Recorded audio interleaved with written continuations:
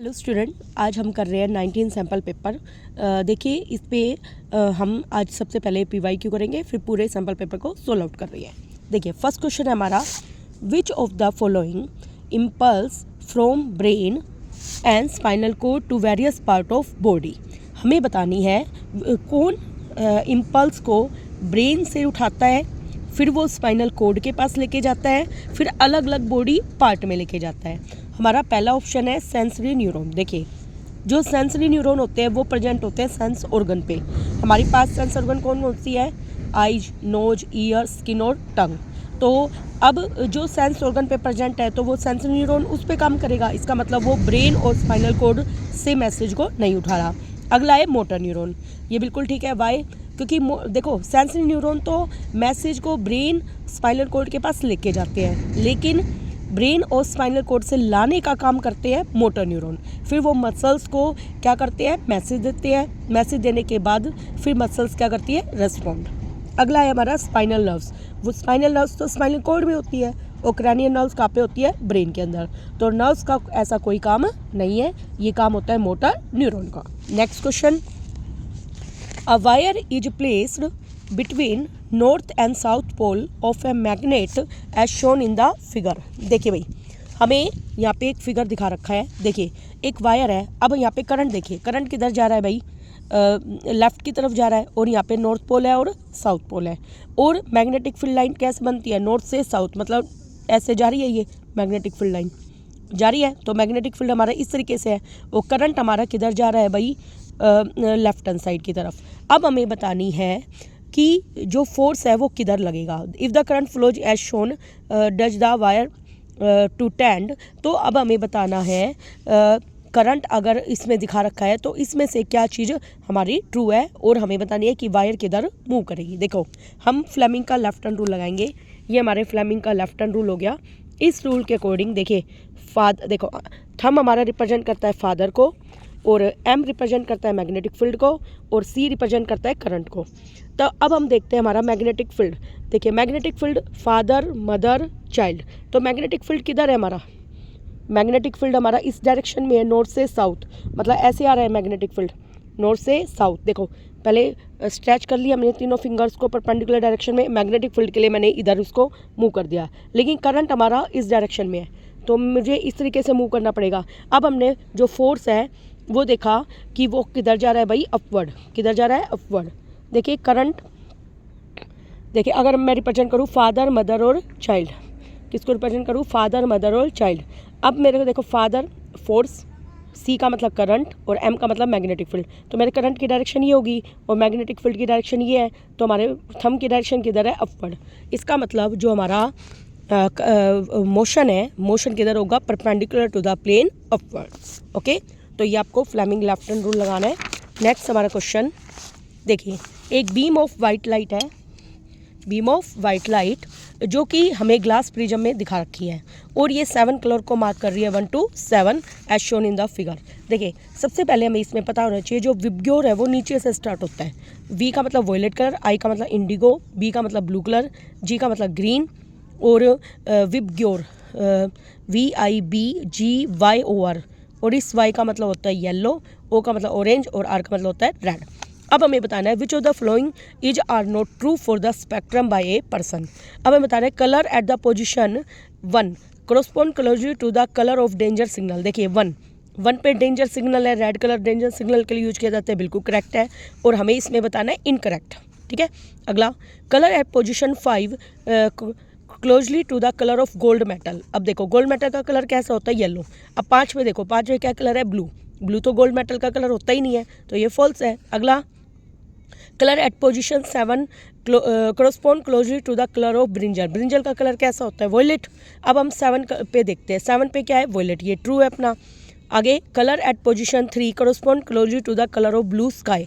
3 पे blue sky जो है उसका कलर ब्लू ही होता है, तो 3 पे देखिए कलर, देखिए 3 पे कलर क्या दिखा दे रहा है हमें? येलो, तो ये रॉन्ग है, ब्लू स्काई का कलर ब्लू ही रहेगा। तो इसका मतलब हमारा जो सेकंड और फोर्थ है वो क्या है? इनकरेक्ट। इसलिए हम ऑप्शन किसके साथ जाएंगे जिसमें सेकंड और फोर्थ है? देखिए सेकंड और फोर्थ, सेकंड और फोर्थ किस में है? सी के अंदर। Okay, next question, which of the following are endothermic process. देखिए एंडोथर्मिक प्रोसेस में क्या होता है, हीट एब्जॉर्ब होती है, तो हमें हीट चाहिए। अब बताइए जब हम सल्फ्यूरिक एसिड को डाइल्यूट करते हैं, डाइल्यूट का मतलब होता है उसमें पानी मिलाना, कंसनट्रेटेड में पानी मिलाना। जैसे ही हम पहली बात तो हम सीधे एसिड में पानी नहीं डालते, पानी में एसिड डालते हैं। पानी को हम एक बिकर में ले लेंगे और ऊपर से हम कांस्टेंट स्टीरिंग के साथ उसमें पानी एसिड डिजोल्व करते रहेंगे, तो उसको हम बोलते हैं डाइल्यूशन। और वो क्या है, एक्सोथर्मिक रिएक्शन होती है, इसलिए ये हमारा रॉन्ग है क्योंकि उसमें बिकर गर्म हो जाएगा। अगला है सब्लिमेशन ऑफ ड्राई आइस। देखिए भाई ड्राई आइस है, ड्राई आइस हम किसको बोलते हैं, CO2 को, ठीक है। जब हम उसका सब्लिमेशन करते हैं, सब्लिमेशन में क्या होता है, सीधे कोई भी सॉलिड वेपर में कन्वर्ट हो जाता है। जब वो सब्लाइम करेगा तो उसको हीट चाहिए, तभी तो वो वेपर में कन्वर्ट होएगा। इसका मतलब हीट एब्जॉर्ब हो रही है इसमें, इसलिए एक ऐसा प्रोसेस है एंडोथर्मिक। अगला है कंडेंसेशन ऑफ वाटर वेपर।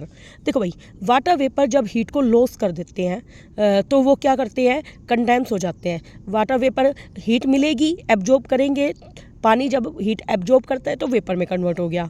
जब वेपर हीट को छोड़ देते हैं, कूलिंग इफेक्ट आएगा तो क्या आएगा, कंडेंस होंगे। तो ये अपोजिट प्रोसेस है।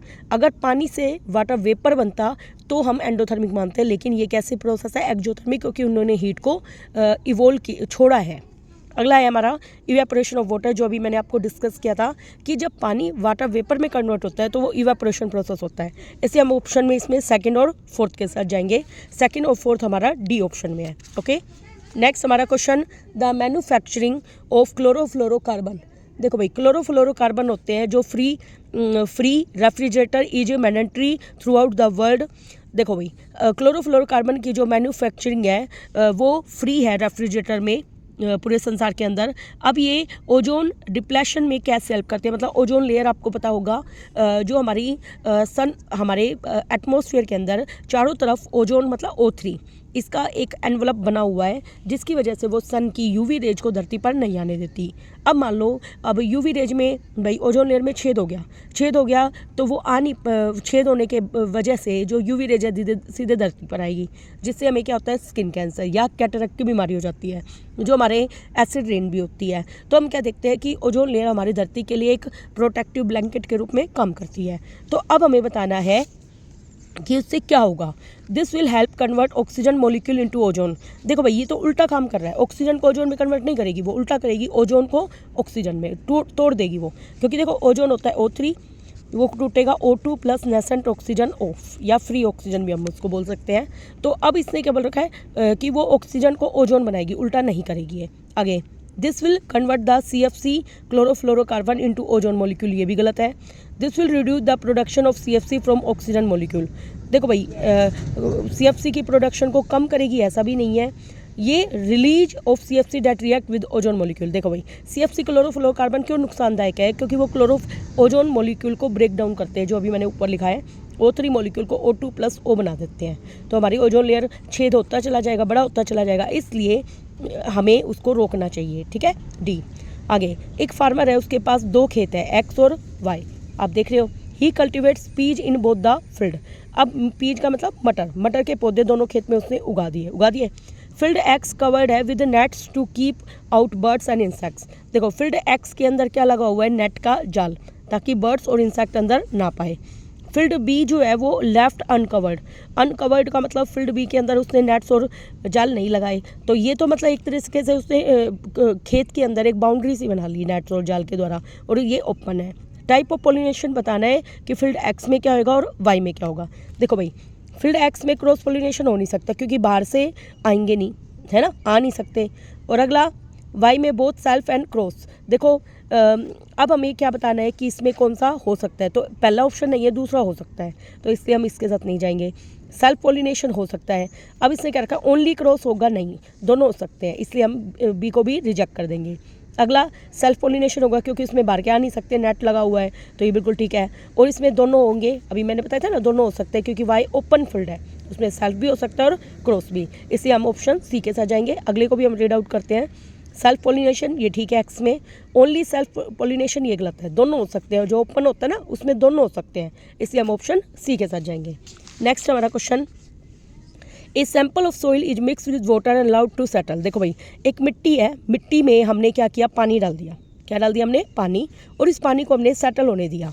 The clear supernatant solution turn pH paper yellowish orange. अब हम देखो भाई, उस पीएच पेपर से अगर हम उसको टेस्ट करते हैं तो उसका कलर कैसा आ रहा है, येलोइश ऑरेंज आ रहा है। तो हमें बताना है pH paper two greenish blue कब होगा उसका कलर चेंज। देखो भाई, कब कलर चेंज होता है, देखो पहले उसका कलर येलोइश ऑरेंज है। येलोइश ऑरेंज कलर होता है एसिड का। किसका होता है भाई, एसिड का। अब एसिड से ग्रीनिश ब्लू बनाए तो इसका मतलब वो बेस बनाए। तो एसिड में से बेस कब बनेगा, जब एसिड के साथ कोई बेस रिएक्ट करे, है ना, उसका पीएच बढ़ जाए। तो लेमन जूस तो खुद एसिड है, एसिड को एसिड में डालने से कलर कभी चेंज नहीं होगा। अगला विनेगर भी एक एसिड होता है, ये भी नहीं होगा। कॉमन साल्ट न्यूट्रल होता है। अगला है एंटासिड। एंटासिड क्या होता है, एक बेस, ठीक है, जैसे मैग्नीशियम हाइड्रोक्साइड या इनो, इन सबको हम किस में यूज करते हैं, सोडियम, या हम कह सकते हैं सोडियम हाइड्रोजन कार्बोनेट, सब किसके रूप में यूज होते हैं, बेस के रूप में। तो हम इसमें यहाँ पे एंटासिड को बोलेंगे। ओके, नेक्स्ट क्वेश्चन हमारा देखिए, the given ray diagram show a ray of light A B strikes a mirror X Y. देखो भाई, ये हमारा मिरर है, उस पर एक रे ऑफ लाइट गिर रही है, ए बी गिर रही है। अब ये एक्स वाई मिरर पर गिर रही है। मिरर का सिंबल वैसे हम ऐसे बनाते हैं। ओके, आगे what will be the angle of incidence क्या होगा और एंगल ऑफ रिफ्लेक्शन क्या होगा। देखो, ये एंगल 40 है। अगर मैं इस पर नॉर्मल बनाऊं तो नॉर्मल कितना डिग्री का एंगल बनाता है, 90 का। तो ये पूरा कितना है, 90। अब मैं 90 में से 40 माइनस करती हूँ तो ये कितना आता है, 50। और ये कौन सा एंगल है, देखो जो एंगल नॉर्मल और इंसिडेंट रे के बीच में होता है इसको एंगल ऑफ इंसिडेंस बोलते हैं। अब ये रिफ्लेक्ट होकर कैसे जाएगा, तो यहाँ पे एंगल आई बराबर एंगल आर हम रूल जानते हैं। तो ये भी कितने बनेगा, 50। तो इसका मतलब आई भी 50 है और आर भी 50 है। तो ये किस ऑप्शन में है भाई, सी में। बाकी में देखो 40-40 है, 50-40 है, 90-90, तो ये रॉन्ग है। Next question, the electronic configuration of 3 element X Y Z are. देखो भाई, एक्स की इलेक्ट्रॉनिक कॉन्फ़िगरेशन है 2-8 है, इसकी ऑक्टेट पूरी है, ठीक है, तो ना ऑक्टेट पूरी है। वाई में है 2-8-7, इसको एक इलेक्ट्रॉन की जरूरत है। जैसे वो एक इलेक्ट्रॉन लेगा उसके ऊपर नेगेटिव चार्ज आएगा, और नेगेटिव चार्ज किसके ऊपर आता है, नॉन मेटल पे। आगे जेड है 2-8-2, ये 2 इलेक्ट्रॉन छोड़ेगा। 2 इलेक्ट्रॉन छोड़ते ही इसके ऊपर क्या आएगा, पॉजिटिव चार्ज, और पॉजिटिव चार्ज जिसके ऊपर आता है वो क्या होता है, एक मेटल। अब हम बताना है कौन सा करेक्ट है। एक्स एक मेटल है, अभी मैंने बताया एक्स नॉन मेटल हो सकती है। क्या हो सकती है भाई, नॉन मेटल। पहले हम इस पर लिख लेते हैं, इसको एक इलेक्ट्रॉन की जरूरत है तो नेगेटिव आयन बनाएगा, ये भी क्या है, एक नॉन मेटल। अगला 2-8-2, इसमें 2 इलेक्ट्रॉन चले गए तो इस पर पॉजिटिव चार्ज आएगा, इसलिए ये क्या है, एक मेटल। अब हमें बताना है कौन सा करेक्ट है। देखो पढ़ो, एक्स एक मेटल है, हमारा एक्स क्या है, एक नॉन मेटल, रॉन्ग। वाई एक मेटल है, ये भी रॉन्ग है। जेड एक नॉन मेटल है, ये भी रॉन्ग है क्योंकि वो मेटल है। अगला ऑप्शन वाई एक नॉन मेटल है, यस वाई नॉन मेटल है, और जेड एक मेटल है, यस। तो हम इसलिए ऑप्शन डी के साथ जाएंगे। नेक्स्ट हमारा question, from the given figure of human brain identify the part which control involuntary action like blood pressure, salivation and vomiting. देखो भाई, इनवॉलंटरी एक्शन को कौन कंट्रोल करता है ये हमें पता होना चाहिए। देखो हमें क्या दिखा रखा है, बी पार्ट जो हमारा है, जो कि हमारे किसके पार्ट होते हैं भाई, हिंड ब्रेन के पार्ट होते हैं। तो बी हमारा क्या करेगा, हमारे इनवॉलंटरी एक्शन को कंट्रोल करेगा। और हमारा जो ये बी है ना, वो क्या है, मेडुला। क्या है भाई, ये मेडुला, ये भी आपको पता होना चाहिए। मेडुला हमारे इनवॉलंटरी एक्शन को इस तरह के कंट्रोल करता है।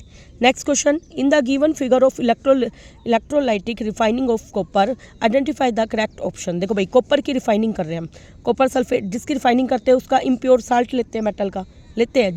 याद रखना है, जिस भी मेटल को आपको प्योरीफाई करना है हमेशा उसी मेटल का इम्प्योर साल्ट लेते हैं हम। हमने जैसे कॉपर को रिफाइनिंग करनी है तो कॉपर का इम्प्योर साल्ट ले लिया। और हमेशा देखो कैथोड का जो होता है साइन वो होता है नेगेटिव, और एनोड को हम पॉजिटिव इलेक्ट्रोड के रूप में लेते हैं। तो देखो पॉजिटिव के ऊपर कौन अट्रैक्ट होगा, नेगेटिव चीज़, और नेगेटिव पे अट्रैक्ट होगी पॉजिटिव। तो नेगेटिव वाले पर आती है हमेशा जमा होती है मेटल, और पॉजिटिव वाले पर जमा होती है हमेशा नॉन मेटल, ठीक है। अब हमें बताना है, देखो ये एनोड मड कहलाती है, जो ये इम्प्योरिटी होती है, क्या होती है वो, एनोड मड, ठीक है, जो एनोड के ठीक नीचे कलेक्ट हो जाती है। अब हमें बताना है pure strip of copper, anode पे कॉपर आएगी, अभी मैंने क्या बताया, एनोड पे नॉन मेटल आएगी, तो रॉन्ग है। अगला strip of graphite and pure strip of copper. अब देखो भाई, स्ट्रिप ऑफ ग्रेफाइट, तो यहाँ पे क्या, ग्रेफाइट की स्ट्रिप किस पर आएगी, एनोड पे, ये भी गलत है।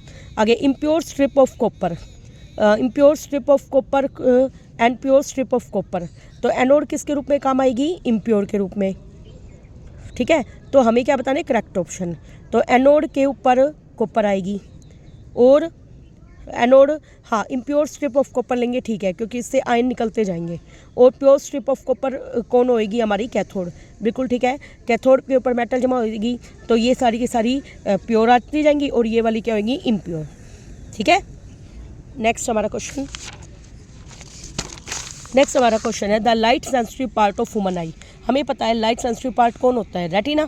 यहाँ पर हमारी रोड, कोन्स, ब्लाइंड स्पॉट सारी चीज़ें यही होती है, येलो स्पॉट, और इसी पर हमारी क्या बनती है, image. Next, the image shown the female reproductive system. देखिए भाई, ये हमारा फीमेल रिप्रोडक्टिव सिस्टम है। देखो ये हमारी फ्लोपियन ट्यूब है, जिसको ओविडक्ट भी बोलते हैं। ये ओवरी होती है, जो कितनी होती है, 2, और हर 28 डेज बाद इसमें एक एग निकलता है, चाहे वो इधर से निकले या इधर से निकले, ठीक है। और ये यूट्रस है, यूट्रस में पूरा बच्चा डेवलप होता है बाद में फर्टिलाइजेशन होने के बाद। आगे कर्वेक्स, और ये क्या है, वेजिना, जैसे स्पर्म एंटर करते हैं। अब हमें बताना है which event will be likely affected if a female uterus is implanted with intra uterine device. Intra uterine device कौन सी होती है, जैसे कॉपर टी वगैरह, ठीक है। तो इसने क्या रखा, फीमेल के यूट्रस में हमने वो कॉपर टी जैसी ऐसी कोई डिवाइस डाल दी, तो क्या एग तो रिलीज होंगे ही, क्योंकि उसके होने से एग रिलीज होना बंद नहीं होगा। आगे एंटरिंग ऑफ स्पर्म में भी दिक्कत नहीं आती जब लेडी कॉपर टी लगवाती है। तो मैचुरेशन ऑफ एग भी आराम से हो सकते हैं। अब इम्प्लांटेशन ऑफ एम्ब्रो, तो इसने क्या क्या रखा है, लाइकली अफेक्टेड, ये बिल्कुल ठीक है, क्योंकि जो एम्ब्रो है ना, बच्चा नहीं बन सकता, बच्चा यहाँ पर नहीं बन सकता। क्यों, क्योंकि उसने कॉपर टी लगवा लिया, तो दोनों का स्पर्म और एग का कॉन्टैक्ट टूट गया तो फर्टिलाइजेशन होगा नहीं, तो फिर बच्चा भी नहीं बनेगा पूरा, ठीक है। आगे iron on prolonged reaction with steam produce. देखो भाई, अगर मैं लोहे को लंबे समय तक स्टीम के साथ रिएक्ट करवाऊँ तो क्या बनता है, फेरिक ऑक्साइड, जिसको Fe3O4 बोलते हैं, ये आपको याद रहना चाहिए। देखो भाई, Fe प्लस में स्टीम भी किसकी होती है, H2O की। जब रिएक्ट करते हैं तो क्या बनता है, Fe3O4, ओके। आगे विच of the following occupy the third level in A food chain. देखो भाई, पहले लेवल पे हमेशा क्या होते हैं, प्रोड्यूसर, अगले लेवल पे कौन होते हैं, हार्बीवोर्स, और उससे अगले लेवल पे कौन होते हैं, कार्निवोर्स। तो अब हमें बताना है कि थर्ड लेवल पे कौन होता है, तो थर्ड लेवल पे कौन होते हैं, कार्निवोर्स, और फोर्थ लेवल पे होते हैं टॉप कार्निवोर्स, ओके। अगला, एक device use by males to prevent the entry of sperm as well as STD. देखो भाई, सेक्सुअली ट्रांसमिटेड डिजीज से बचना है तो हम क्या कर सकते हैं, और साथ में स्पर्म रिलीज ना हो, तो हमें देखना है कि फीमेल के जेनिटल ट्रैक्ट के अंदर रिलीज ना हो स्पर्म। तो डायफ्राग्राम गलत है। कर्विकल कैप तो लेडीज लगाती है, सर्विकल कैप को यस ये कॉन्डोम आएगा, कॉपर टी भी लेडी लगाती है, डायफ्राग्राम भी। तो इसका मतलब हमारा आंसर क्या आएगा, सी, जो कि मेल यूज करते हैं, ओके। नेक्स्ट हमारा question, red litmus paper turn blue when touch with aqueous solution of calcium oxide.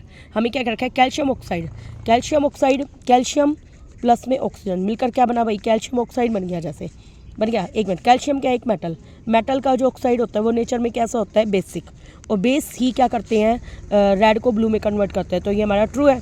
आगे, solution of calcium oxide is basic होता है नेचर में, क्योंकि वो मेटल का ऑक्साइड है, तो ये इसी का रीजन है, अभी मैंने रीजन ही तो बताया है, तो इसलिए ऑप्शन ए आएगा। Next, a bisexual flower produce ova as well as pollen. Bisexual flower में दोनों चीज़ बनती है, ये क्या कह रहा है, ओवा भी बनता है और क्या बनता है भाई, पोलन भी। बाइसेक्सुअल है तो दोनों चीज़ होंगी, मेल भी पार्ट होगा और फीमेल भी, तो ये ट्रू है। आगे, ओवर पोलन प्रोड्यूस होते हैं कार्पल में, गलत, कार्पल तो फीमेल पार्ट है, और पोलन क्या होता है, मेल पार्ट का हिस्सा है ना, तो इसलिए इसको हम रॉन्ग मानेंगे। तो पहला ट्रू और दूसरा फॉल्स, इसलिए क्या ऑप्शन आएगा, C. Next, removal of all organism of a trophic level cause some type of disturbance in an ecosystem. इसे क्या रखा है, अगर हम रिमूव कर दें ऑल ऑर्गेनिज्म, सभी ऑर्गेनिज्म को किसी ट्रॉपिक लेवल में, वो कुछ टाइप के डिस्टर्बेंस क्रिएट करता है इकोसिस्टम में। ये बात सच है। मान लो कोई फूड चेन चल रही है, उसमें हमने टाइगर हटा दिए, हार्बीवर्स हटा दिए, कार्निवर्स हटा दिए, तो फूड चेन तो डिस्टर्ब होती ही है। अगला, it is not possible to remove a trophic level without causing damage. ये भी देखो भाई, ये भी बिल्कुल ठीक है, पॉसिबल है ही नहीं बिना डैमेज किए भाई करना, क्योंकि सारी जो फूड चेन होती है एक दूसरे से इंटरलिंक होती है और वो फूड वेब बनाती है, इसलिए ये इसका रीजन है, इसलिए ऑप्शन क्या आएगा, ए। नेक्स्ट हमारा क्वेश्चन, जो nichrome has low resistivity and does not oxidize readily in at high temperature. बिल्कुल गलत है। निक्रोम हमारी क्या है, निकल और क्रोमियम से बनी हुई एक अलॉय है, और जो अलॉय होती है उसकी रजिस्टिविटी क्या होती है, हाई, और वो मेल्ट नहीं होती ज़्यादा टेम्परेचर पर, इसीलिए हम उसको यूज करते हैं। और कहाँ पे यूज करते हैं इसको, प्रेस में, हीटिंग अप्लाइंस में, है ना। और ये इसका रीजन क्या है, ये पहला क्या है ऑप्शन हमारा रॉन्ग। अगला क्या कह रहा है, निक्रोम वायर को यूज किया जाता है resistance coil of electrical heater में। अभी मैंने बताया इसको यूज करते हैं, तो पहला तो फॉल्स है और दूसरा क्या है, ट्रू। इससे ऑप्शन क्या आएगा इसमें, डी। नेक्स्ट हमारा क्वेश्चन देखिए भाई, नेक्स्ट हमारा क्वेश्चन है, while playing in the field, जब हम खेत में खेल रहे होते हैं, Alka was bitten bye A red एंट, अलका को एक लाल चींटी ने काट लिया, and started crying due to the discomfort caused by the ant sting. जब चींटी काटती है तो भाई वो क्राई, रोने तो लगी जाएगी। अब बता रहे right the name and formula of acid present in ant sting. देखो भाई, जब चींटी हमें काटती है तो हमारे शरीर में फॉर्मिक एसिड डालती है, जिसका दूसरा नाम मिथेनोइक एसिड भी होता है। उसका फॉर्मूला क्या होता है, CH3COOH। क्या फॉर्मूला होता है, CH3COOH, ठीक है। Next, what should she do to get the relief from the discomfort cause by the ant sting. देखो भाई, जब चींटी काट रही है वो हमारे शरीर में एसिड डाल रही है, तो उसको बेस के साथ क्या करवाना पड़ेगा, तो वो क्या लगा ले, बेकिंग सोडा। देखो मैं इसको लिखा हुआ भी दिखाती हूँ आपको, बी पार्ट। देखिए ये हमारा आंसर है 21। देखिए, the name of the acid is formic acid, या दूसरा नाम है इसका मिथेनोइक एसिड, और फॉर्मूला भी क्या है इसका, HCOOH। CH3COH नहीं है, HCOOH है। ओके, आगे रिलीफ पाने के लिए वो माइल्ड बेस बेकिंग सोडा भी लगा सकती है, ठीक है। नेक्स्ट हमारा क्वेश्चन नंबर 22।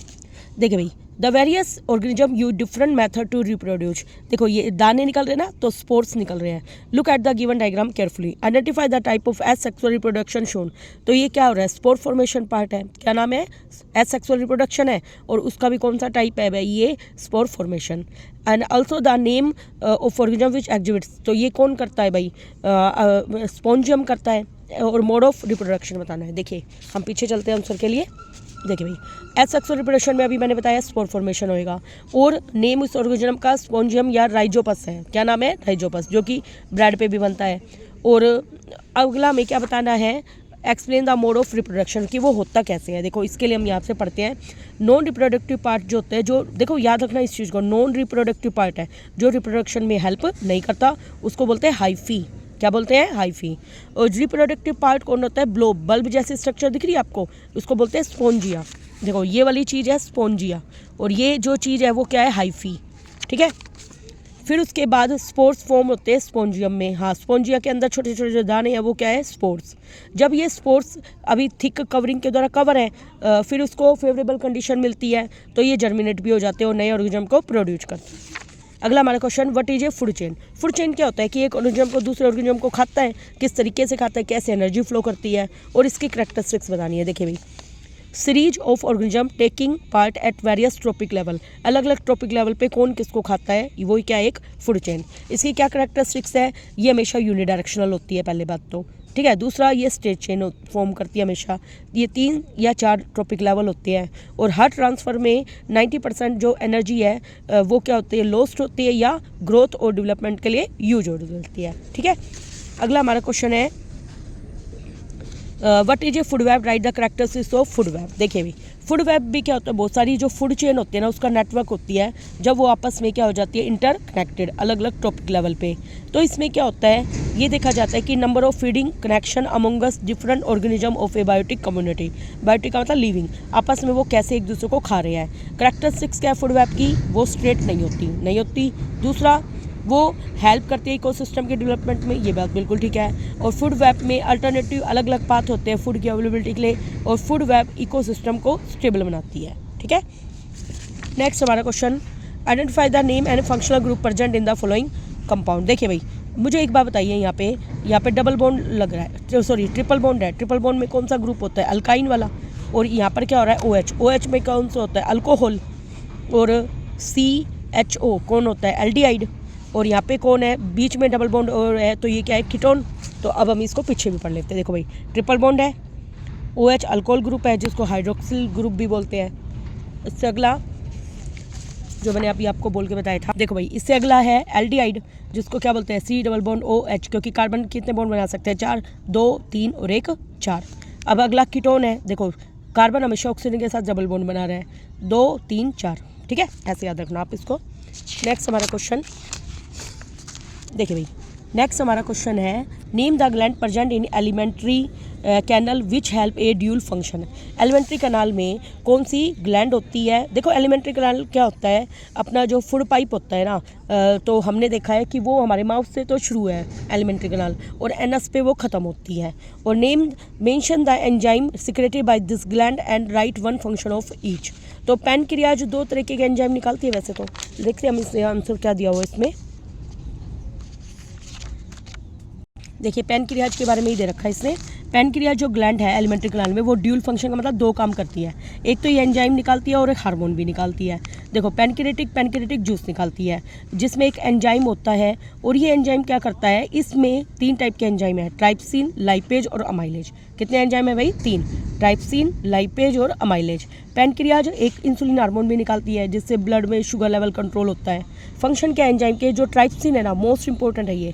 ट्राइप्सिन काम करता है प्रोटीन पे। किस पे काम करता है भाई, प्रोटीन पे। और प्रोटीन को कन्वर्ट करता है पेप्टाइड्स और पेप्टोन में। किस में कन्वर्ट करता है भाई, पेप्टाइड्स एंड पेप्टोन में। और लाइपेज जो है वो फैट पे काम करता है। ये क्या करेगा, इमल्सिफाइड फैट का मतलब होता है बड़े बड़े जो फैट मॉलिक्यूल है, जब वो छोटे छोटे फैट मॉलिक्यूल में कन्वर्ट हो जाते हैं, तो छोटे छोटे फैट मॉलिक्यूल को हम इमल्सिफाइड फैट्स बोलते हैं। अब ये छोटे छोटे फैट मॉलिक्यूल आगे जाके और ब्रेक डाउन होते हैं, और वो ब्रेक डाउन होते हैं फैटी एसिड और ग्लिसरॉल में। अगला है जो अमाइलेज। अमाइलेज क्या करेगा, स्टार्च पे काम करेगा और उसको सिंपल ग्लूकोज में कन्वर्ट कर देगा, जिसको माल्टोज भी बोल सकते हैं हम, ठीक है। नेक्स्ट हमारा क्वेश्चन देखिए भाई, नेक्स्ट हमारा क्वेश्चन है if a conductor electron are flowing from A से बी। देखो इलेक्ट्रॉन फ्लो कर रहे हैं ए से बी, और हमें पता है करंट कहाँ से बनेगा, बी से ए, तो डायरेक्शन ऑफ करंट ही बतानी है, तो बता ही दिया मैंने, बी से ए। आगे करंट बन रहा है 2 एम्पियर। आई है हमारे पास, कैलकुलेटर नंबर ऑफ इलेक्ट्रॉन बताने हैं, और 2 सेकेंड के लिए, कंडक्टर इन 2 सेकेंड। देखो भाई आई का फॉर्मूला क्या होता है, Q/T, और Q की जगह लिख दो NE/T, लिख दिया मैंने। अब आई कितना है हमारे पास, 2, Q की जगह N गुना में E, N हमें बताने हैं। एक इलेक्ट्रॉन का चार्ज होता है 1.6 गुना में 10⁻⁻19 कूलम, और डिवाइड में टाइम कितना है भाई, 2 सेकेंड। 2 दूनी कितने हो गए, 4, N गुना में ये लिख दो 16/10 गुना में 10⁻⁻9। अब ये इधर जाके उलट दो, 4 गुना में 10/16 गुना में 10 की पावर, उल्टूंगी तो -19 प्लस के 19 हो जाएंगे, इक्वल टू N हुआ। 4 से कटगा 4 पे, 2 दूनी 4, 2 पंजू 10, 5 से कटा ये 2 पे 2.5 गुना में 10 की पावर 19 इलेक्ट्रॉन हो जाएंगे। ये कितने हो जाएंगे, 2.5 गुना में 10 की power 19 electron. Okay, next question, name and define the physical quantity which is equal to V/I। V/I graph में क्या होता है, रेजिस्टेंस R, और रेजिस्टेंस को डिफाइन करना है। ये एक प्रॉपर्टी होती है जिसकी वजह से वो करंट को अपने अंदर से फ्लो होने से रोकती है। तो resistance is a property of a conductor by which it resist to flow of current. अगला, एक गिवन लेंथ ऑफ वायर को हम डबल कर दे तो क्या, by what factor the resistance of wire change. R directly proportional क्या होता है, L के, है ना। एक बार हम उसका आंसर भी प्रॉपर देख लेते हैं, ताकि आपको लिखने के लिए याद भी कर लें आप। देखो भाई रेजिस्टेंस की डेफिनेशन देखिए यहाँ पर, देखिए ये तो हम निकाल चुके हैं। वो फिजिकल क्वांटिटी V/I रेजिस्टेंस है। इलेक्ट्रिकल रेजिस्टेंस क्या होती है, वो प्रॉपर्टी होती है कंडक्टर की, जिसकी वजह से वो अपोज करती है फ्लो ऑफ चार्ज को, ठीक है। और ये कैसे निकाली जाती है भाई, पोटेंशियल डिफरेंस और करंट की हेल्प से, ठीक है। आगे लेंथ ऑफ वायर L है, अभी मैंने नई लेंथ क्या बनानी, 2L, तो इसमें कितनी हो जाएगी, 4 गुना। कितनी हो जाएगी नई रेजिस्टेंस, 4 गुना, ठीक है। क्यों ये 4 गुना, देखो क्योंकि L अगर डबल हुई तो एरिया भी तो आधा हो गया ना। देखो मान लो ये लंबाई है, ये है, अब मैंने इसको फोल्ड अप किया तो लंबाई या खींचा तो डबल किया तो एरिया भी तो आधा हो जाएगा। एक वायर मोटी है फिर एरिया आधा हो जाएगा, और ये 2 ऊपर जाएगा तो कितना हो जाएगा, 4R। तो हमेशा क्या आ जाएगी, 4 गुना। क्या आ जाएगी भाई, 4 गुना। या सीधे आप ये ऐसे भी करके निकाल सकते हो, हमेशा स्क्वायर होता है उसका, क्या होता है, स्क्वायर। तो 2 का स्क्वायर कितना होता है, 4। ओके, नेक्स्ट हमारा क्वेश्चन,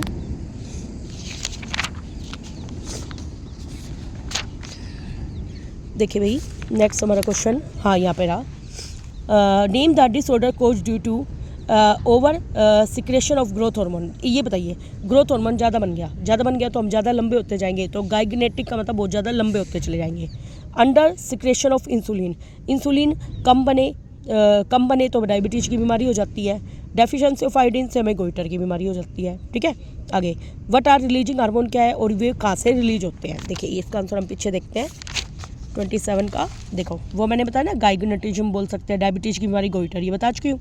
आगे रिलीजिंग हार्मोन क्या होते हैं, हार्मोन के बारे में बता दो। हार्मोन क्या होते हैं, केमिकल सब्सटेंस होते हैं। वो किसके द्वारा सिक्रेट होते हैं भाई, पिट्यूटरी ग्लैंड से। कहाँ से सिक्रेट होते हैं, पिट्यूटरी ग्लैंड से। और ये जो रिलीज होते हैं हाइपोथैलेमस ग्लैंड से भी होते हैं। तो मैं एक एग्जांपल बोलना था, वैसे हार्मोन हमेशा एक एंडोक्राइन ग्लैंड से सिक्रेट होते हैं, ये बताना है हमें। और वो सिक्रेट होते हैं इनटू ब्लड। कहाँ पे होते हैं भाई, इनटू ब्लड। आगे अगला क्वेश्चन हमारा, कॉपर को हम इलेक्ट्रिक वायर बनाने में क्यों यूज करते हैं। देखो क्यों यूज करते हैं, क्योंकि copper is a good conductor of electricity. ठीक है, इस वजह से हम इसको यूज करते हैं। और क्या रीजन लिख सकते हैं हम, बस यही लिख के आ सकते हो। वैसे copper is a good conductor of electricity, इसमें रेजिस्टेंस कम होता है इसका। अगला गोल्ड और सिल्वर को हम ज्वेलरी बनाने में क्यों यूज करते हैं, क्योंकि वो शाइन करते हैं, उनका कोरोजन नहीं होता है जल्दी से। Next, when sodium is added to water, जब सोडियम को तुम पानी में डाल देते हो गैस निकलती है और वो क्या करती है, फायर को कैच कर लेती है। जब मैग्नीशियम मेटल को पानी में डालते हैं तो गैस जो निकलती है वो फायर को कैच नहीं करती। तो इसको हम रिएक्शन करके बताना है। देखिए भाई इसकी रिएक्शन हम पीछे देखते हैं। देखो भाई डक्टाइल भी लिख सकते हैं वहाँ पे। ठीक है, आगे देखिए भाई, सोडियम को मैंने पानी के साथ रिएक्ट किया तो क्या बना, sodium hydroxide plus hydrogen gas. और हाइड्रोजन गैस पॉप साउंड के साथ जलती है, हाईली एक्सोथर्मिक होगी और वो आगों को क्या कर लेगी, कैच कर लेगी। अब मैग्नीशियम मेटल और पानी जो है वो दोनों के दोनों इतने वॉयलेंट नहीं होते जब उनकी रिएक्शन होती है।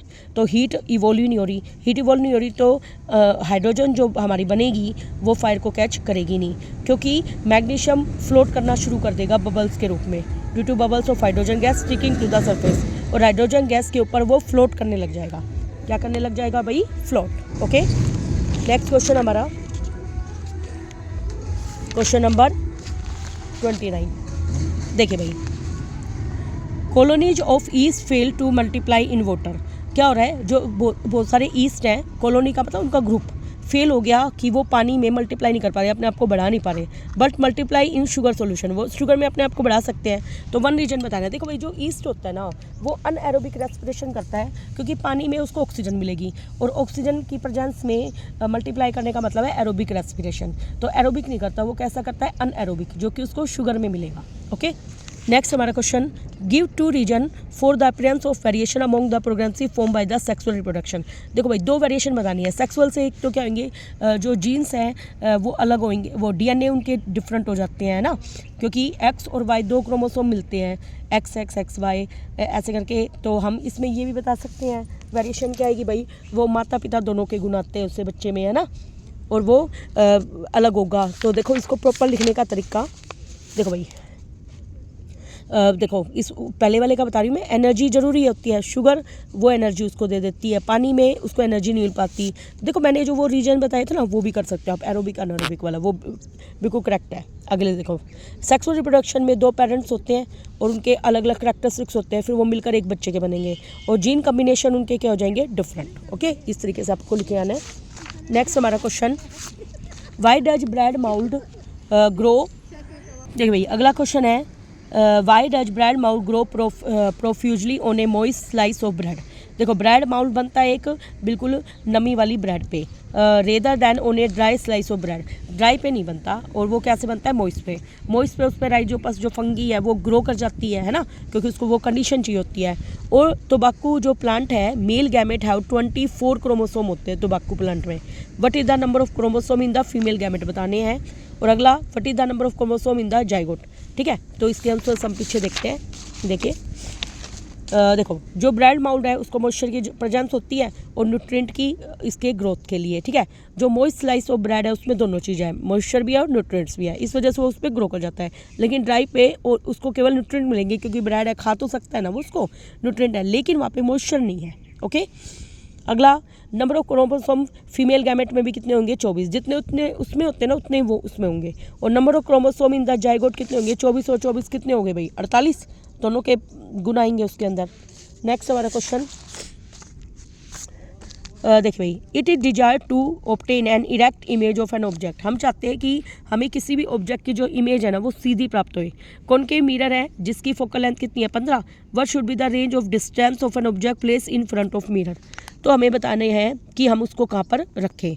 तो देखो आपको इमेज कैसी चाहिए, बल्कि बिल्कुल सीधी चाहिए और रे डायग्राम बनाना है। देखो इसके लिए आपको वो टेबल याद रखनी पड़ेगी कि देखो 2F पे तो टेबल को आपको याद रखना पड़ेगा जब आप इसको आंसर दे सकते हैं। देखो हम यहाँ पे देखते हैं, देखो भाई फोकल लेंथ कॉनकेव मिरर की कितनी है 15। इरेक्ट इमेज को प्राप्त करने के लिए ऑब्जेक्ट को हमेशा P और F के बीच में रखा जाता है। देखो मैं आपको बना के दिखाती हूँ, ये जैसे कॉनकेव मिरर है, ठीक है, ये क्या हो गया अपना P और ये क्या हो गया F। अब इन दोनों के बीच में मैंने एक ऑब्जेक्ट को रखा, रेज पैरेलल डाली, रूल क्या है फोकस में से पास होना, और जो सेंटर ऑफ कर्वेचर है वो सीधे उसी रास्ते से पास होती है।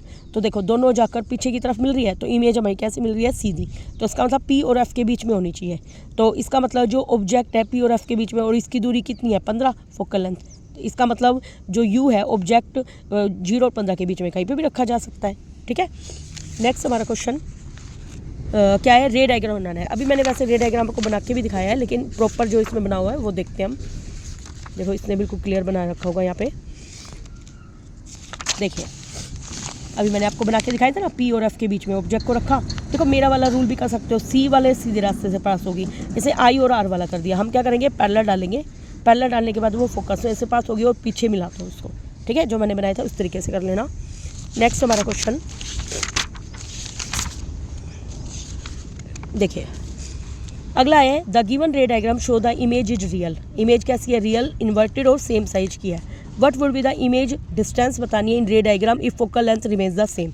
अब देखो भाई हमारे पास ये रे डायग्राम दे रखा है, इमेज हमने देखा है रियल, इन्वर्टेड और सेम साइज की है। तो सेम साइज की इमेज बनी हुई है, तो सेंटर ऑफ कर्वेचर पे सेम साइज बनता है। What would be the image distance in the रे डायग्राम इफ फोकल लेंथ। तो U और V की दूरी बराबर होती है, जब ऐसा होता है तो U और V की बराबर होती है, और फोकल लेंथ कितनी है, देखो ये 2F पर कितनी होती है, वो 2F के बराबर होती है, ठीक है। तो अब देखो इसको सोल्व भी कर रखा होगा पीछे, देखिए यहाँ पर देखिए R जो रेडियस है वो किसके बराबर है 2F के, F हमारे पास 15 दे ही रखी है तो 30 आ गया हमारा। अब देखो U और V बराबर ही होती है ना। तो अभी मैंने आपको बताया था U और V, तो यहाँ पे कितना हो गया, जितनी R है तो कितना हो गया 30। ओके, नेक्स्ट हमारा क्वेश्चन देखिए 31। दो कार्बन कंपाउंड है X और Y, have the molecular formula C4H8 and C5H12। Which one of the following most likely to show addition reaction, कौन सा दिखाता है। देखो भाई एडिशन रिएक्शन में क्या था, हाइड्रोजन का ऐड होना टू अनसैचुरेटेड हाइड्रोकार्बन में। जब हाइड्रोजन ऐड होता है तो वो सैचुरेटेड बना देता है। कैसा बनाता है, सैचुरेटेड। ये देखो अल्कीन का फॉर्मूला है, क्योंकि अल्कीन का क्या फॉर्मूला होता है CnH2n। एन इसमें अगर 4 पुट करूँगी तो 2 चौके कितने हो गए 8, तो C4H8। अब ये देखिए अल्केन का फॉर्मूला है, देखो अल्केन का फॉर्मूला होता है CnH2n + 2 होता है। C की जगह 5 पुट करो, H 2 गुना में 5 प्लस में 2 कितने हो गए C5, 5 दूनी 10 और 2 12, है ना। तो अल्केन तो कभी वो एडिशन रिएक्शन करते नहीं है, कौन करते हैं भाई, अल्कीन या अल्काइंस। तो इसका मतलब हमारा C4H8 आएगा, और ये आप रीजन दे सकते हो ऐसे लिख के। Which one of the following most likely to show addition reaction, ये मैंने बता दिया। जस्टिफाई करने के लिए आप इस तरीके से बता दो, give the chemical equation to express the process of addition reaction. देखो ये मैं आपको केमिकल इक्वेशन दिखाती हूँ कि 31 को लिखा कैसे इसने। देखो भाई ये हमारा हमने बना दिया। देखो 4 के लिए ब्यूट होता है, ब्यूटीन बना दिया, या सिंपल भी लिख सकते हो आप। हाइड्रोजन ऐड होएगा, और याद रखना इसमें निकल कैटलिस्ट डलता है और साथ में गर्म करते हैं। गर्म करते ही ब्यूटीन से ब्यूटेन बन जाएगा, सिंपल बना देना ब्यूटीन और ब्यूटेन। ओके, और ये मैंने आपको बता ही दिया कि कैसे होता है। अनसैचुरेटेड में जब हाइड्रोजन को ऐड करते हैं तो वो सैचुरेटेड बना देता है। अगला, name the defect of vision when a person can not see clearly the near by. देखो पास की चीज़ कौन नहीं देख सकता, हाइपरमेट्रोपिया वाला पर्सन। और डिस्टेंस दूर की चीज़ को नहीं देख सकता, मायोपिया वाला। आगे, ऋतु नीड्स ए पावर -2D है, तो माइनस का साइन क्या दिखाता है कि वो कनकेव लेंस का यूज करेगा, और कनकेव लेंस का यूज होता है जब मायोपिया की बीमारी होती है, ठीक है। तो what kind of defect in this heat suffering, तो मायोपिया है, क्योंकि नेगेटिव साइन मायोपिया को दिखाता है। पॉसिबल कोज क्या है, मायोपिया किस वजह से होती है, एक तो आईबॉल के बड़ा होने से और कन्वर्जिंग पावर के ज़्यादा होने से। What is the nature of corrective lens, nature क्या है, वो कनकेव लेंस होना चाहिए। ओके, आगे, a divergent lens has a focal length कितनी है 30। देखो एफ क्या है, इसमें पॉजिटिव है। एफ पॉजिटिव किसकी होती है भाई, कन्वेक्स की। लेकिन एक मिनट को, कनकेव में हर वर्ड नेगेटिव होता है, ठीक है। लेंस डाइवर्जिंग, हाँ कन्वेक्स लेंस कन्वर्जिंग होता है और कनकेव लेंस कैसा होता है, डाइवर्जिंग। तो अब हमें बताना है कितनी डिस्टेंस पे, at what distance should an object of height 4 from the optical centre of lens be place so that image is formed 15 centimetre away from the lens. तो इमेज इतने पर फॉर्म हो रही है ना, और फोकल लेंथ ये हमारे पास f है और ये 15 सेंटीमीटर पर फॉर्म हो रही है, तो ये क्या है हमारे पास v, और हाइट दे रखी है h1 कितनी है भाई 4 सेंटीमीटर। तो ये न्यूमेरिकल है, इसको हम देखो पीछे सोल्व कर रखा होगा, दिखाते हैं। देखो भाई 33, देखो हमारे पास f की वैल्यू थी। अब मैंने क्या बताया, डाइवर्जेंट लेंस कौन सा होता है, कनकेव, ये बताया था ना अभी। कन्वेक्स लेंस कैसा होता है हमारा, कन्वर्जिंग, ओके। और एक बात याद रखना, जो कनकेव लेंस होता है उसमें f क्या होती है, नेगेटिव लिख दी। और h1 हाइट ऑफ ऑब्जेक्ट कितनी है हमारे पास 4 सेंटीमीटर, o का मतलब यहाँ पे ऑब्जेक्ट है, और v दे रखे -15। हमारे पास लेंस फार्मूला क्या होता है, 1/f बराबर 1/v माइनस 1/u। तो देखो भाई अब हम क्या करेंगे, 1/, में f की वैल्यू है -30, 1/, में v की वैल्यू है -15 -1/u। अब -1/30 है, -1/15 इधर आके +1/15 इक्वल टू -1/u। इन दोनों का एलसीएम कितना आएगा, 30 -1 + 2 बराबर -1/u। 2 में से गया 1/30 बराबर है -1/u। तो u की वैल्यू कितनी आ गई, -30 आ गई। अब m का फॉर्मूला क्या होता है, m बराबर होता है hi का मतलब ऑब्जेक्ट की इमेज, ऑब्जेक्ट की हाइट डिवाइड में ho का मतलब i का मतलब इमेज की हाइट डिवाइड में ऑब्जेक्ट की हाइट बराबर होता है v/u, होता है फॉर्मूला। अब m बराबर फॉर्मूला v/u है, ठीक है। v कितनी थी हमारे पास भाई -15, u कितनी आई है -30, कट गया तो कितना आ गया 1/2 आ गया। फिर इसका फॉर्मूला क्या है, hi डिवाइड में ho बराबर है 1/2। hi की वैल्यू निकालनी है, ho की वैल्यू कितनी है हमारे पास 4 बराबर 1/2। तो hi की वैल्यू क्या आएगी 4/2, 4/2 का मतलब 2, कितना आ गया 2, प्लस साइन आया है ना। तो प्लस साइन किसको दिखाता है कि इमेज कैसी बनी है, वर्चुअल और इरेक्ट, ओके। नेक्स्ट क्वेश्चन देखिए, नेक्स्ट देखिए हमारा क्वेश्चन डीप सेक्शन। देखिए भाई डी सेक्शन में क्या दे रखा है, एक चाइल्ड है, उसने एक क्लियर सॉल्यूशन लिया साल्ट ए का, जो कि रेड लिटमस को ब्लू में कन्वर्ट कर रहा है। इसका मतलब वो बेसिक साल्ट होगा। वो बेसिक साल्ट किसका होता है, मेटल का। What type of salt it is, तो पहली बात बता रही हूँ मैं, ये कैसा साल्ट है भाई, बेसिक, ठीक है।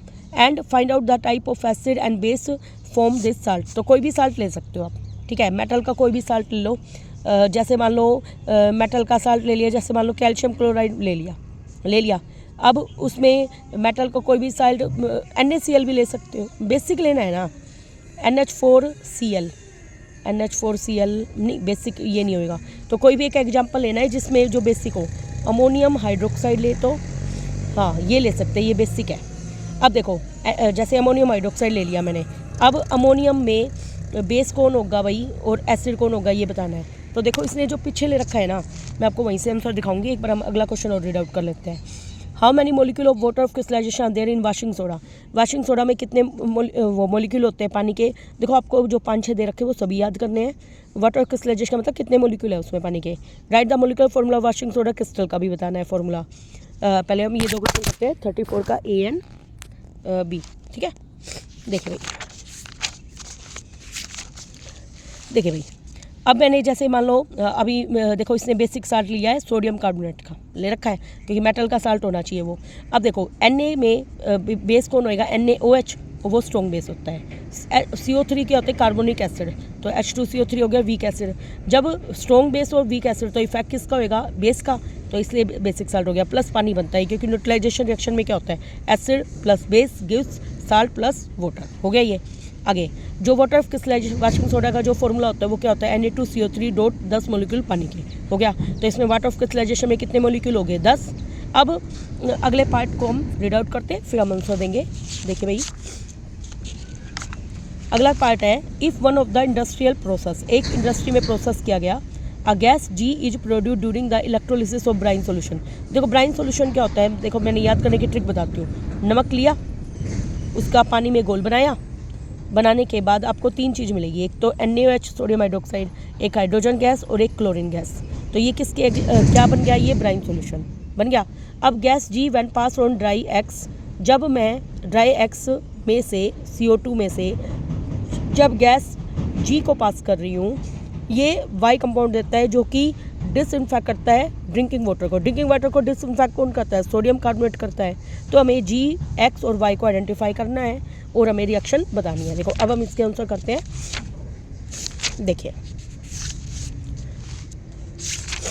देखिए ये रहा। देखो भाई, पहले हम रिएक्शन देखते हैं। देखो मैंने आपको क्या बताया था,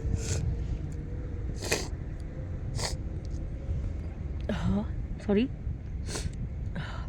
देखो भाई, नमक लिया, उसका पानी में घोल बनाया, क्यों क्या बन गया? सोडियम हाइड्रोक्साइड, क्लोरीन और हाइड्रोजन। ये मैंने आपको करके दिखाया था।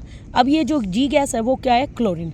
क्लोरीन को जैसे ही मैं कैल्शियम हाइड्रोक्साइड में डालती हूँ, सॉलिड में होता है ये, तो वो क्या बनता है? कैल्शियम ऑक्सी क्लोराइड, जो ब्लीचिंग पाउडर का फॉर्मूला है। किसका फॉर्मूला है भाई? ये ब्लीचिंग पाउडर का, प्लस पानी बनेगा, याद रख लेंगे आप। तो X कौन है यहाँ पे? Calcium hydroxide. ओके, नेक्स्ट हमारा क्वेश्चन देखिए भाई, नेक्स्ट हमारा क्वेश्चन है state the reason for the following statement. Tap water conduct electricity where distilled water does not. देखो बिल्कुल इजी सा आंसर है। जो टैप वाटर होता है उसमें आयंस होते हैं और डिस्टिल्ड वाटर में कोई आयन नहीं होते, और जिसमें आयन होते हैं वो इलेक्ट्रिसिटी को कंडक्ट करता है। अगला, dry hydrogen gas does not burn blue litmus paper red while dilute hydrochloric acid does. देखो ड्राई जो होता है, ड्राई जो चीज़ें हैं वो कभी भी चेंज नहीं करेंगी, क्योंकि उससे आयन सेपरेट नहीं हो पाएंगे। लेकिन जो डाइल्यूट हाइड्रोक्लोरिक एसिड है वो मॉइस्ट होता है और मॉइस्ट ही कलर को चेंज कर सकते हैं। अगला, समर सीजन में मिल्कमैन है वो थोड़ा सा बेकिंग सोडा डालता है, क्योंकि देखो समर सीजन में बैक्टीरिया जल्दी ग्रो करेंगे गर्मी की वजह से, तो वो दूध के ख़राब होने के चांस ज़्यादा बढ़ जाएंगे। इससे मिल्कमैन क्या करता है? बेकिंग सोडा डाल देता है उसमें, ठीक है, ताकि आपका मिल्क फ्रेश रहे। तो उसका जो पीएच है ना वो शिफ्ट हो जाता है, ठीक है। और पीएच, लैक्टिक एसिड पाया जाता है दूध में, खट्टे दूध में, जो वो दूध खट्टे दूध में जो लैक्टिक एसिड होता है उसका पीएच 7 से क्या होता है? कम। लेकिन जैसे वो बेकिंग सोडा डालता है तो उसका जो पीएच है वो 7 से बढ़ जाता है। अगला हमारा क्वेश्चन, अमोनिया एक बेस है but does not contain hydroxyl group. Ammonia एक बेस है, बात सही है, लेकिन वो OH ग्रुप को कंटेन नहीं करता, ठीक है, क्योंकि वो NH3, इसका फॉर्मूला क्या होता है? NH3। अब देखो इनको प्रॉपर लिखने के तरीके और देखिए भाई, मैंने आपको बताया था ये वाला, हाँ देखो, टैप वाटर इलेक्ट्रिसिटी कंडक्ट कर रहा है, ये नहीं करता, आयंस नहीं होते उसमें। ड्राई HCl है वो आयन फॉर्म नहीं करते, सेम यही है। जबकि HCl कैसे आयन बनाता है? H+ और Cl नेगेटिव। और बेकिंग सोडा है वो मिल्क को लैक्टिक एसिड में कन्वर्ट, देखो अभी मैंने जो बताया था पीएच बढ़ जाता है घट जाता है, ये लिख सकते हो, आसान भी है। आगे, adding water to acid highly exothermic होता है, therefore water is added to acid but slowly with cooling, ये पता ही है सभी को। अब देखो अमोनिया को जैसे हमने पानी में मिलाया तो क्या हुआ भाई? अमोनियम आयन बनी प्लस OH नेगेटिव अलग हो गया, तो इससे इसका नेचर कैसा है? बेसिक। आपको ये बताना है इसमें, ओके। अगला क्वेश्चन रीड आउट कर लेते हैं। देखिए नेक्स्ट हमारा क्वेश्चन, देखिए हमें क्या दे रखा है? When 2 resistor of R1 and R2 are connected in parallel. 2 resistor है R1 और R2, इनको पैरेलल कनेक्ट करना है। नेट रेजिस्टेंस इज 3 ओम है। When connected in series net resistance कितनी है? 16 ओम। तो हमें R1 R2 की वैल्यू निकालनी है। देखो ये पीछे सोल्व कर रखा है, वरना तो मैं यहाँ पे सोल्व करके दिखाती, लेकिन काफ़ी स्पेस ले लेगा ये। देखिए बिल्कुल ईजी है। मैंने R पैरेलल कैसे निकलता है? 1/R1 + 1/R2। अब हमने इसकी क्रॉस मल्टीप्लाई कर दी, या हम कर सकते हैं यहाँ पे 1/R, R की वैल्यू 1/R, इसने क्या किया? क्रॉस मल्टीप्लाई करी तो R2, देखो एक मिनट को मैं इसको छोड़ती हूँ। देखो 1/R parallel, R1 R2 LCM, cross multiply कीजिए R2 प्लस में R1। अब इसका रेसिप्रोकल कीजिए, रेसिप्रोकल करते ही देखो ये आएगा, और RP की वैल्यू 3 दे ही रखी थी पैरेलल में जो आंसर है, तो उल्टा किया तो R1 R2 डिवाइड में R1 + R2 हो गया। सीरीज में करते हैं तो उसका आंसर इसने दे ही रखा है, R1 + R2 का वैल्यू कितनी दे रखी है? 16। यहाँ पे पुट कर दो, 16 पुट करी। अब देखो भाई, जैसे 1/3 वैल्यू थी, R1 R2 की वैल्यू थी 16, R1 R2 क्रॉस मल्टीप्लाई कीजिए, R1 R2 की वैल्यू कितनी होगी? 16 3 जा 48 हो गई। अब हम क्या करेंगे? यहाँ पे हमें एक फॉर्मूला पता होना चाहिए, A - B का होल स्क्वायर। क्या होता है भाई? A + B का होल स्क्वायर माइनस 4 गुना में AB, 4 गुना में AB, ये फॉर्मूला पता होना चाहिए, तब आपका सोल्व हो जाएगा। R1 + R2 की वैल्यू कितनी है भाई? 16, 16 का स्क्वायर माइनस 4 गुना में R1 R2 की वैल्यू कितनी आई है? 48। अब हम इसको सोल्व आउट करेंगे तो 64 आ जाएगा। तो R1 - R2 की वैल्यू कितनी आ गई? 64 किसका स्क्वायर होता है? 8 का। तो R1 - R2 की वैल्यू कितनी आ गई? 8 हो गई। अब देखो हमारे पास R1 + R2 की वैल्यू है 16, और R1 माइनस R2 की वैल्यू है 8, दोनों को ऐड कर दो, ऐड करते ही खत्म, ट्वाइस ऑफ R1, 16 और 8 कितनी होगी 24, तो R1 की वैल्यू कितनी आ गई 12 ओम आ गई। अब इसमें पुट करो 12 प्लस में R2 बराबर 16, तो यहाँ से R2 की वैल्यू क्या आ गई 16 में से 12 गए 4 ओम। ओके, हो गया क्लियर। नेक्स्ट देखिए, नेक्स्ट क्वेश्चन हमारा अभी हमने कौन सा किया था, हाँ जी, आगे calculate the ratio of current drawn in both the cases from the power supply of 24 volt. अब हमें करंट बताना है, पी दे रखा है, हमें क्या दे रखा है पी। देखो ये कैसे सोल्व आउट करेंगे, देखो व्हेन R1 R2 पैरेलल है तो R की वैल्यू दे ही रखी है 3 ओम, और I बराबर क्या होता है V बटे R होता है, तो 24 V हमें 24 दे ही रखी है, बटे में R कितनी आई है 3, 8 आ गया।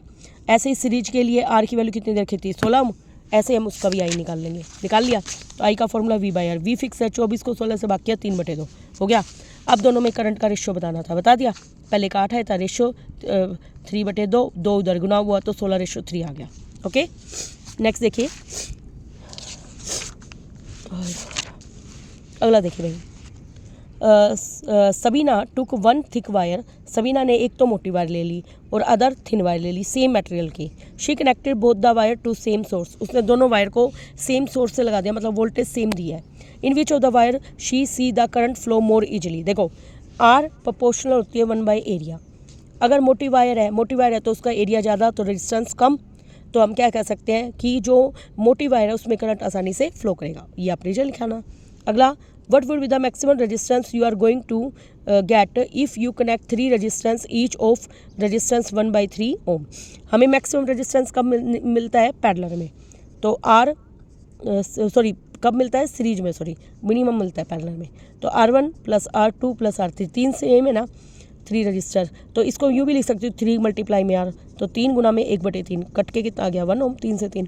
ठीक है, next question, the given diagrammatic sketch show a domestic circuit to which a number of appliance are connected. देखो ये हमें सर्किट दिखा रखे हैं, what is the cost of energy बतानी है to operate in the month of June at 5 rupees per unit, और एक दिन में आप 8 घंटे इन अप्लायंसेज को चला रहे हो। सबसे पहली बात, जून के महीने में कितने दिन होते हैं 30 होते हैं, और एक दिन में कितने घंटे यूज कर रहे हो आप 8, तो 30 गुना में 8 कितने हो गए, मतलब 240 घंटे आपने उसको यूज किया है, क्या रहा है। अब देखो भाई, फ़ैन की पावर दे रखी 100 वाट, रेफ्रिजरेटर की 400 वाट और बल्ब की 40 वाट, और ये तीनों कैसे हैं पैरेलल कॉम्बिनेशन है। V कितना है 200 वोल्ट।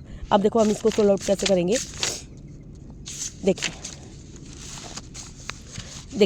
अभी मैंने आपको बताया था टोटल एनर्जी मंथ ऑफ जून में, तो देखो भाई इसने क्या किया, पहले आपकी फ़ैन की निकाल ली, फ़ैन की वाट कितनी थी 100 थी, तो उसने एक दिन में 8 घंटे चलाया, तो 30 दिन में कितने चलाए 30 से मल्टीप्लाई कर दिया, तो फ़ैन की पावर कितनी होगी भाई 24,000 वाट आवर, इसको किलोवाट में चेंज करने के लिए 1000 से भाग किया तो 24 आ गया।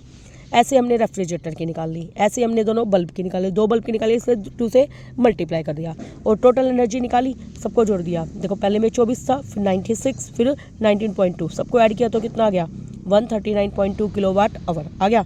और 1 किलोवाट आवर किसके बराबर होता है 1 यूनिट के लिए, और 1 यूनिट का खर्चा कितना है 5 रुपये है, तो इतने यूनिट का कितना होएगा 139.2 को 5 से मल्टीप्लाई कर दो 696 हम सुनाएगा, कितना आएगा भाई 696। नेक्स्ट देखिए क्वेश्चन नंबर 36, देखिए भाई, what is the most likely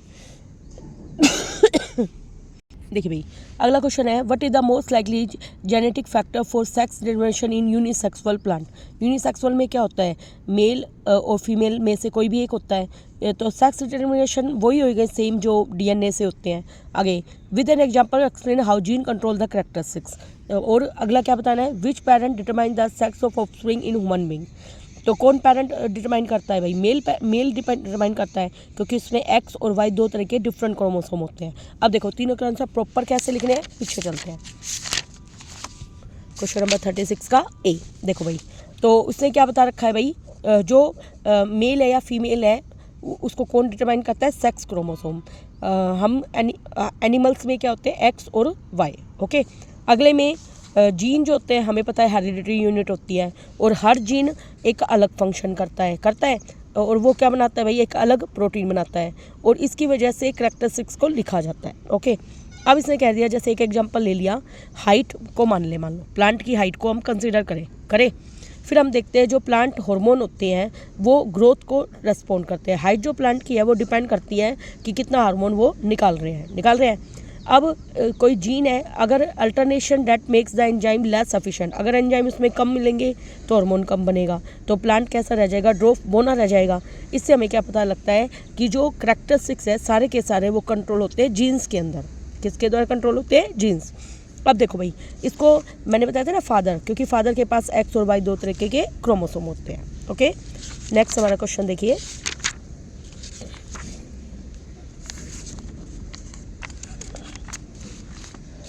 एक मिनट और पार्ट हो रहेगा ना। What are chromosome? क्रोमोसोम क्या होते हैं? धागे जैसी स्ट्रक्चर होती है जो कि हमारे वो कापे पर जाते हैं न्यूक्लियस में। Actually how it in sexual reproduction में नंबर ऑफ क्रोमोसोम प्रेगनेंसी में कैसे हेल्प करते हैं, और हमें 2 रीजन बताने हैं वेरिएशन जो आती है सेक्सुअल रिप्रोडक्शन में। ठीक है, देखिए प्रॉपर लिखने का तरीका देखो भाई। क्रोमोसोम क्या होती है? क्रोमोसोम वो स्ट्रक्चर होती है जिसमें डीएनए या जीन्स होते हैं और वे डीएनए और जीन्स को प्रेगनेंसी सेल्स में लेकर आती है। Okay, there are a special type of cells होती है जो कि सेक्सुअली रिप्रोडक्शन में हेल्प करती है। और ये जो सेल्स होती है वो क्या करती है भाई?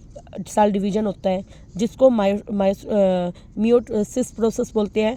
फिर जर्म सेल फॉर्म होती है और आधे क्रोमोसोम पेरेंट से आते हैं। ठीक है, एक मेल से और एक फीमेल से आधे। जब 2 सच जर्म्स फ्यूज होते हैं तो जाइगोट बनता है। आगे वेरिएशन किस वजह से आती है? डीएनए कॉपी में एरर की वजह से कमियाँ होंगी तो वेरिएशन आएगी, विभिन्नताएं आएंगी। और सेक्सुअल रिप्रोडक्शन में हमें पता है आधे क्रोमोसोम मेल से आए आधे फीमेल से आए तो उनका रिकम्बिनेशन होएगा, है ना, इस वजह से आएंगे वो। देखिए भाई, अब हम करेंगे नेक्स्ट लास्ट ई सेक्शन। देखो भाई, अश्विनी ने एक शीट ऑफ पेपर को फिक्स कर दिया ड्राइंग बोर्ड पे सेलो टेप की हेल्प से, और उसने एक बार मैग्नेट यहाँ पे रख दिया और उसके ऊपर आयरन फिलिंग स्प्रिंकल कर दी हमने। फिर हमने देखा कि आयरन जो फिलिंग है वो एक पैटर्न में अपने आपस में सेट हो गई है। आयरन फिलिंग इस पैटर्न में अरेंज क्यों हुई? क्योंकि मैग्नेटिक फील्ड लाइन बनी है। और मैग्नेटिक फील्ड लाइन कैसे बनती है? नॉर्थ से साउथ की तरफ। ओके, वो मैग्नेट के बाहर और मैग्नेट के अंदर होती है वो साउथ से नॉर्थ। अगला, क्राउडिंग आयरन फिलिंग के एंड पर की हुई क्योंकि वहाँ पर क्या होता है, पोल्स पर मैग्नेटिक फील्ड की स्ट्रेंथ क्या होती है? ज़्यादा। हो गया ये रीजन। आगे, what do the lines which the iron filling align represent? तो वो क्या रिप्रेजेंट करती है कि मैग्नेटिक फील्ड लाइन क्लोज कर बनाती है। मैग्नेटिक फील्ड लाइन कभी भी एक दूसरे को क्रॉस नहीं करती। मैग्नेट के बाहर वो नॉर्थ से साउथ जाती है और मैग्नेट के अंदर साउथ से नॉर्थ जाती है। हो गया। आगे, मैग्नेटिक फील्ड क्या होता है? The field where magnetic which attracts the iron, nickel, cobalt, steel is called magnetic field. आगे, मैग्नेटिक फील्ड की जो स्ट्रेंथ है स्ट्रेट करंट कैरिंग कंडक्टर की वजह से कैसे अफेक्ट करती है भाई? जितनी ज़्यादा दूर, देखो भाई पहली बात तो वो करंट पे डिपेंड करती है, नंबर ऑफ टर्न्स पे भी डिपेंड करती है, कॉपर वायर की जो हम इंसुलेट करते हैं, डिस्टेंस पे भी डिपेंड करती है। तो करंट जितना बढ़ाएंगे मैग्नेटिक फील्ड बढ़ता जाएगा, नंबर ऑफ टर्न बढ़ाएंगे तो मैग्नेटिक फील्ड बढ़ता जाएगा। अगर हम डिस्टेंस को इंक्रीज करेंगे सेंटर से तो मैग्नेटिक फील्ड कम होता जाएगा। ठीक है, और इस तरीके से वो डिपेंड करती है। अगला क्वेश्चन, एक केमिस्ट्री टीचर है, उसने एक्सप्लेन किया कि ऑक्सीजन जो गैस है प्रिपेयर कर सकते हैं हम लैब में by heating nitrate salt, nitrate का साल्ट बनाकर उसको गर्म करके। एक चाइल्ड इमीडिएटली पॉइंट किया कि ब्राउन कलर की गैस बनेगी। देखो वो लेड नाइट्रेट वाला है, ये लेड नाइट्रेट को जब हम हीट करते हैं तो लेड ऑक्साइड बनता है plus NO2 plus oxygen gas बनती है। NO2 जो कलर होता है वो ब्राउन होता है। ठीक है, आगे हमें बताना है identify the brown coloured gas बतानी है, NO2 है, नाइट्रेट साल्ट क्या हो गया PbO, और बैलेंस केमिकल इक्वेशन बनानी है। और अगले में हमें नाइट्रेट साल्ट क्यों हुई, डिकम्पोजिशन रिएक्शन है वैसे भी, और प्रिकॉशंस बताने हैं जब हम ये करते हैं। देखिए भाई, देखते हैं इसको डिटेल में। देखिए भाई, अभी मैंने आपको बताया ब्राउन कलर की गैस है वो नाइट्रोजन डाइऑक्साइड है।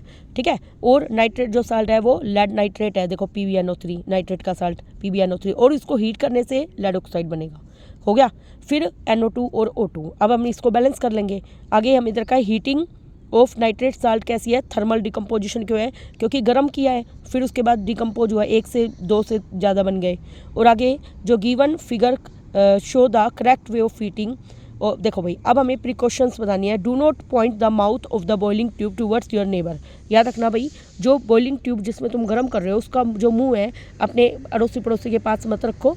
और do not mouth of the boiling tube towards yourself, और खुद की तरफ भी मत रखो, ठीक है, क्योंकि NO2 गैस काफ़ी खतरनाक है। आगे अगला क्वेश्चन देखते हैं हम। देखिए भाई काफ़ी ईजी है ये वाले तो क्वेश्चन। देखिए राइट एक बैलेंस केमिकल इक्वेशन बतानी है जिसमें लाइट का यूज होता है, तो इसमें दे दो AgCl। उसको जब हम सनलाइट देते हैं तो क्या बनता है, Ag अलग और क्लोरीन अलग। अब यहाँ पे 2 है तो यहाँ पे 2 लगा दो, हो गई बैलेंस। आगे इलेक्ट्रिसिटी तो पानी का एग्जांपल दे दो H2O, 2 मॉलिक्यूल लेंगे हम इसमें। इलेक्ट्रिसिटी को की हेल्प से क्या बनेगा भाई, हाइड्रोजन अलग ऑक्सीजन अलग। अब यहाँ पे देखो 2 दूनी 4, तो यहाँ पे 2 से गुणा कर दो, ऑक्सीजन 2 है तो होगी। इसको इलेक्ट्रो डिकम्पोजिशन बोलते हैं। अगला क्वेश्चन है मेरा, ग्रीन प्लांट को हम लाइफ सपोर्टर बोलते हैं पूरे वर्ल्ड का, एज दे सिंथेसिस फूड बनाते हैं सनलाइट की हेल्प से। तो the food prepared by green plant support all other life को भी सपोर्ट करते हैं। लीव्स जो है किचन कहलाती है। वाटर भी एक इंपॉर्टेंट रोल प्ले करता है ट्रांसपिरेशन और फोटोसिंथेसिस में। तो एलिमेंट बताने हैं xylem which transport water and mineral in the upward direction, और explain the mechanism of transport of water and mineral in plants. देखो NCERT का ही क्वेश्चन है ये। और अगला क्वेश्चन हम रीड आउट कर लेते हैं। You must have seen the plants on the road side are mostly covered with certain deposit like dust and smoke. हाँ देखो ये तो हमने देखा है कि जो रोड साइड में जो प्लांट लगे रहते हैं उसमें डस्ट और स्मोक जमा रहता है। अब 3 प्रोसेस बताने हैं जो कि हैम्पर्ड ड्यू टू डस्ट और स्मोक की वजह से देखो स्टोमेटा क्लोज हो जाएंगे उनके। स्टोमेटा अगर क्लोज हो गए तो लीफ जल्दी डैमेज होगी। दूसरा फोटोसिंथेसिस नहीं हो पाएगी ठीक से, ठीक है। और हमें फोटोसिंथेसिस के प्रोसेस को भी बताना है with help of chemical reaction की हेल्प से।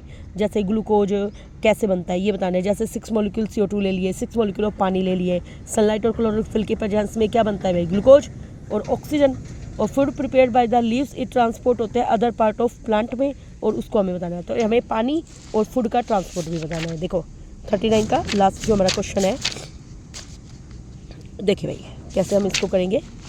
देखो भाई इससे क्या रखा है, जो जाइलम है उसमें 4 होते हैं जाइलम में। तो जाइलम में जो करते हैं ना उनका नाम है वेजल और ट्रैकियट्स। आपको ये याद रखना है, क्या नाम है भाई, वेजल एंड ट्रैकियट्स। जो जाइलम में वेजल और ट्रैकियट्स होते हैं वो रूट्स, पहले तो वो रूट में पानी लेके जाते हैं, फिर स्टेम में और फिर लीव्स तक पहुंचा देते हैं, कर देंगे। तो वाटर कंटिन्यूस सिस्टम होता है ये, वो चला जाएगा ऊपर। फिर जो रूट्स होते हैं वो उसकी सेल से डायरेक्ट कॉन्टैक्ट में होती है सोइल के साथ, तो वो वहाँ से आयंस के रूप में पानी को ले लेगी। फिर difference in concentration of ion में डिफरेंस हो जाएगा रूट और मिट्टी के अंदर, है ना। तो इस वजह से एक प्रेशर लगेगा। तो वाटर और मिनरल्स फिर रूट से सोइल में जाएंगे, और इस तरीके से एक मूवमेंट की वजह से वो ऊपर की तरफ खींचे चले जाएंगे। अगला हमें बताना था, देखो मैंने बताया था डस्ट और स्मोक की वजह से फोटोसिंथेसिस कम होगी, रेस्पिरेशन कम होगा, ट्रांसपिरेशन। आप यहाँ पे ये भी बता सकते हो कि स्टोमेटा क्लोज हो जाएंगे। स्टोमेटा क्लोज हो जाएंगे तो फोटोसिंथेसिस पे इफेक्ट पड़ेगा। रेस्पिरेशन भी है क्योंकि वो सांस नहीं ले पाएंगे ठीक से पौधे। अब हमें फोटोसिंथेसिस की रिएक्शन बतानी थी, बताए थे ना मैंने 6 मॉलिक्यूल पानी के, 6 मॉलिक्यूल CO2 के, 12 मॉलिक्यूल पानी के। मैंने यहाँ पे आपको शायद 6 मॉलिक्यूल पानी बताया था, तो यहाँ पे 12 मॉलिक्यूल आएंगे। क्लोरोफिल वो तो आप बैलेंस भी कर लेना। क्लोरोफिल और सनलाइट की प्रेजेंस में वो ग्लूकोज बनाएंगे प्लस ऑक्सीजन प्लस यहाँ पे दोनों 6 आएंगे, ठीक है। वैसे ही देखो इसको आप बैलेंस करके भी निकाल सकते हो, अगर आपको जल्दी करना है तो आपको ध्यान भी रखना पड़ेगा। अगला हमें बताना है फूड का ट्रांसपोर्ट। देखो भाई ट्रांसपोर्टेशन ऑफ, देखो पहली बात तो फूड बनता है लीव्स में, बन गया। फिर फूड का अदर पार्ट में प्लांट में जाना फूड का, उसको बोलते हैं ट्रांसलोकेशन, हो गया। ये किसके होता है, फिलोम के द्वारा। फिलोम में भी फूड किसके द्वारा होता है, सीव ट्यूब के द्वारा। किसकी हेल्प से भाई, सीव ट्यूब। साथ में कंपेनियन सेल्स जो होती है वो, देखो फूड को हमें अपवर्ड भी लेके जाना है और डाउनवर्ड भी।